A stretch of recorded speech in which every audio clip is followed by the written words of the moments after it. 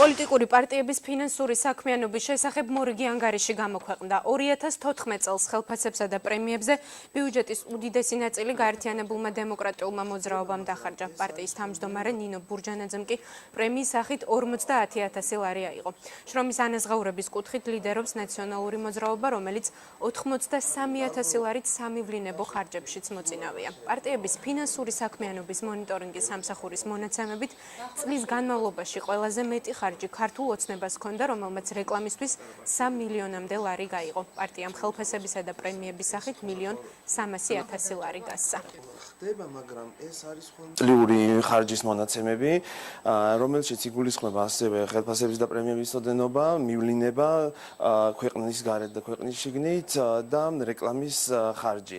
ლიდერობს ბლოკი ქართული ოცნება, რომელსაც აქვს 9 მილიონი ლარის ხარჯი, ხოლო ერთიანი ნაციონალური მოძრაობას 5,5 მილიონი, ხოლო გაერთიანებულ დემოკრატიულ მოძრაობას 3,5 მილიონი ლარის ოდენობით.